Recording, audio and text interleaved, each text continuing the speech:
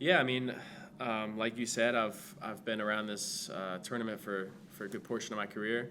Got to play in a final, didn't win. So, the way I've always thought about the Open Cup is it's a great opportunity to win a trophy. Especially with the format now, 6 games I believe, and you're in a final, or 6 games and you win a trophy. So, for us, especially for a team that's hungry to bring the first trophy to this franchise, to this state even. It's a big opportunity and one that we're taking really seriously. Thanks, Alex. We'll start on this side.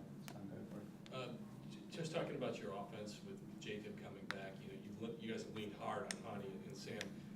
You played with Jacob a long time. How much more depth, how much more powerful can he make that unit getting him back? Yeah, I mean, for sure, getting him back is a huge boost to our team. He's a kind of a different profile to probably most of our wingers, just because of his speed, his ability to run behind. So yeah, always getting a guy like that back who's has experience at the international level is going to be helpful. And I think giving the coach as many weapons and creating more competition with the group is always going to be a good thing for everybody. And every game is big, every game is fun, but talk about the thrill of a knockout game and just how different that is. Yeah, I mean, knockout games are they have that extra edge. Knowing that someone's going to walk away victorious, it's not going to end a draw. If it's 90 minutes, it's going to go to 120. After 120, you're going to go to penalties. So just knowing that night there's going to be one team that moves on and one team that's out of the competition, it just gives it that extra edge. And then it also, when the Open Cup does this often, which it'll feel like you just played the same team over and over again. In DC, it just feels like we're playing them every week now, and I think that adds a second dimension to the game as well.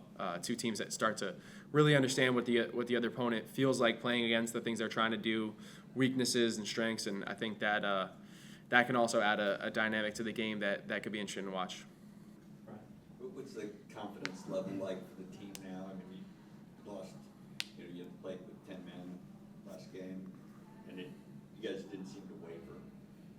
Yeah, I mean, I think, it's a team with a lot of belief and a team that prides itself on, when things aren't going our way, it's the next question is how do we respond, and I think that because of that shift in focus to ourselves, it's less about the circumstances and it's more about, ways that we can make a situation better. And I think that, the example last weekend was a great one about going down a man and how do we respond to that?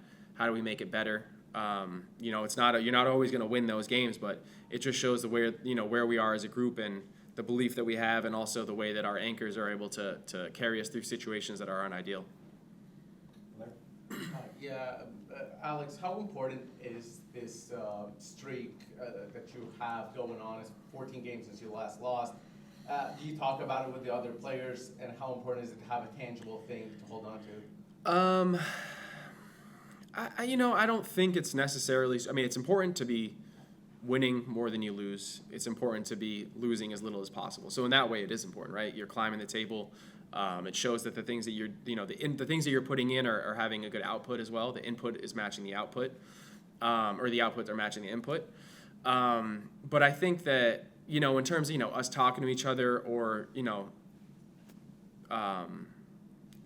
making that the output, the results aren't what makes us know that what we're doing is on the right track. It's not. It's more about the feeling inside, the way that we feel ourselves improving, the way that we feel ourselves adapting to different situations. So no, I mean, I think the only thing we said about the streak was we had a bunch of games in May, and we were 2 or 3 games in and we hadn't lost yet, and I forgot what month we were in. And I said, we're undefeated in June still.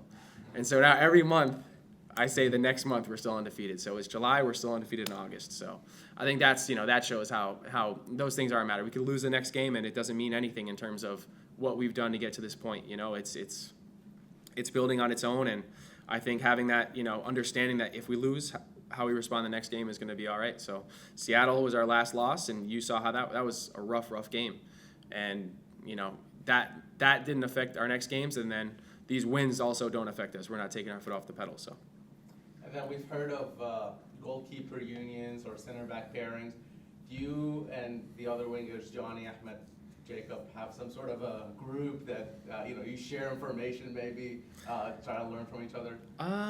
Not really. I mean, I think I think attacking players, it's a little different probably than that, just because we get rotated more.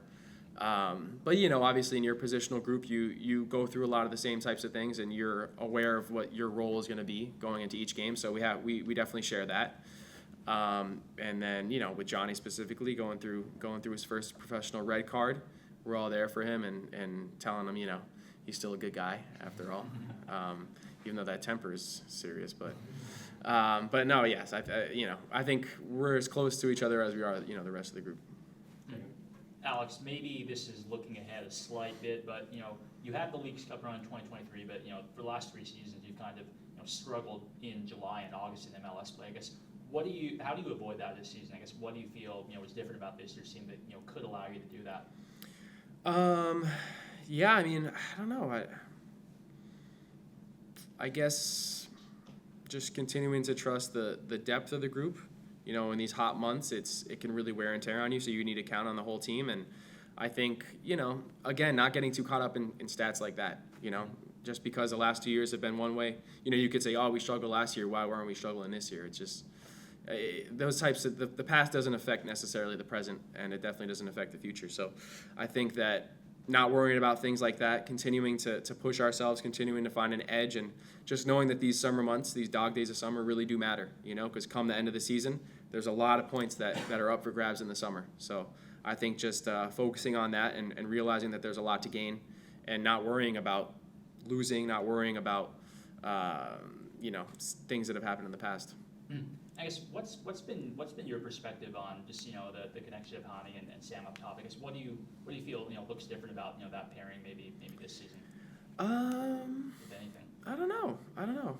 I guess that's more of a question for those guys.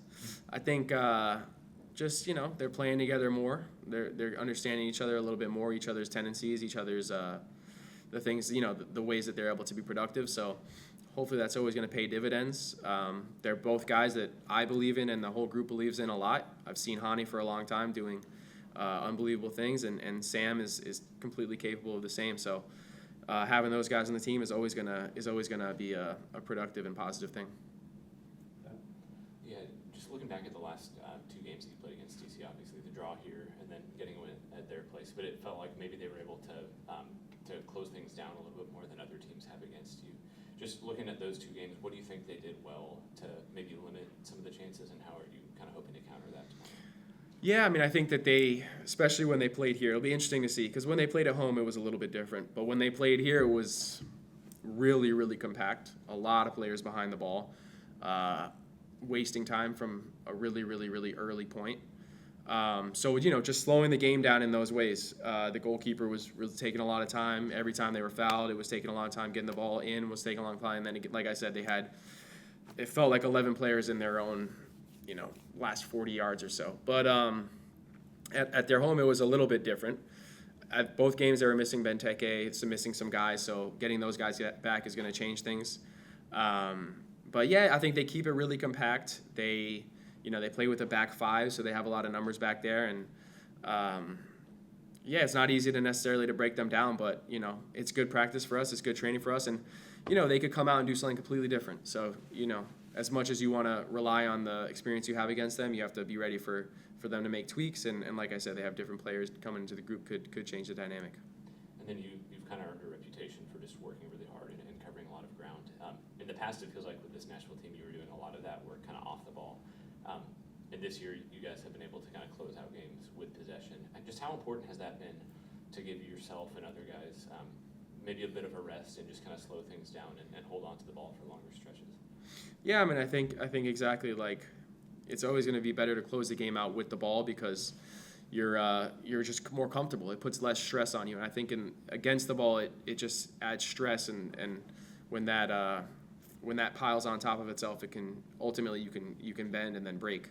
I think being a more savvy team and being a team that's more put a real emphasis on the way that we build up and the way that we maintain and keep possession has allowed us to feel a little bit less pressure sometimes in those late stages of the game.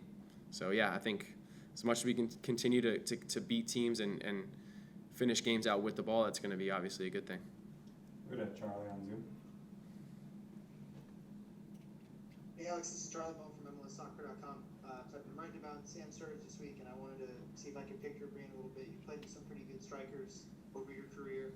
I just wonder how you compare him, what he's bringing to the table for the group, and what he's like as a person as well, and maybe what's behind this incredible run of form that he's on. Yeah, I mean, I think he's from a physical profile, he's definitely interesting. He's quick, but he's also pretty tall. So he's got kind of got that hybrid where he can do some hold up. He's pretty strong. He can do some hold up, but he can also stretch behind. A lot of guys struggle having both of those things, so he can do that. He's insanely high engine. Actually, I don't think that people realize how much ground he can cover and how much his work rate doesn't really dip throughout the game, and I think it's very impressive. And then I think from a mentality standpoint, he's a guy who's come from overseas and has been on a lot of different clubs over there. You got to ask this guy how many different clubs he's played for. We do like a thing in preseason where we talk about our journey, and he spent the first 5 minutes just listing clubs that he's been at. And I think that it's made him a little bit. It's made him strong mentally. Probably he's come into a lot of different groups, and it's probably made him strong. But also he hasn't had much consistency in one place maybe for extended periods of time. This is probably you'd have to check, but I think this is probably maybe the longest he's been in one place since he's been a pro. I'm not sure, but it feels like it. And you can see that he's becoming more comfortable and more steady within the group, and I think that that's probably where you're seeing a lot of the dividends. He's had time to really get comfortable here and to figure it out, and I think we saw right away with his introduction the way he injected some goal scoring and some threat into the team. But I think now that he's been here longer, it's more of a consistent threat, which is really cool to see.